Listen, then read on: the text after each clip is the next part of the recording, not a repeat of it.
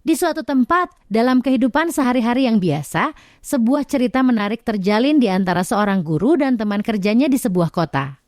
Dalam keseharian yang penuh rutinitas, persahabatan itu terjalin dalam kepercayaan dan rasa saling menghargai.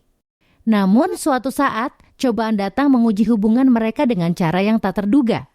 Uang, rahasia, dan sebuah pesan yang memicu rangkaian peristiwa tak terduga menjadi pintu gerbang menuju petualangan yang tak pernah mereka duga sebelumnya.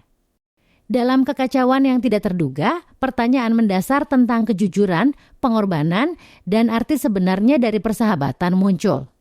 Inilah kisah tentang bagaimana seseorang dapat membawa sisi lain dari dirinya ke permukaan ketika ditempa oleh situasi yang tidak biasa, dan tentang bagaimana benang yang mengikat persahabatan dapat diuji hingga sebatas yang tak terbayangkan. Inilah kisah selengkapnya. Salah seorang guru perempuan berkata, "Saya meminjamkan sejumlah uang kepada salah satu teman kerja di sekolah. Ketika saya mulai menagihnya, dia mulai mengabaikan panggilan telepon saya.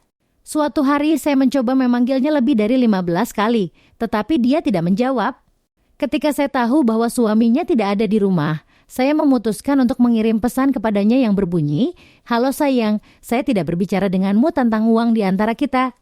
Saya hanya ingin memberitahu dirimu bahwa saya melihat suamimu bersama seorang gadis yang sangat cantik di pasar dan dia membawanya naik mobilnya.' Setelah pesan itu dikirim, ponselku langsung berdering tetapi saya sengaja tidak menjawab panggilan itu. Setengah jam kemudian, telepon saya berdering lebih dari 21 kali. Teman sejawat saya itu mengirimkan 3 pesan kepada saya yang menanyakan tentang gadis tersebut, waktu, dan tempat kejadian. Namun saya juga mengabaikan untuk menjawabnya.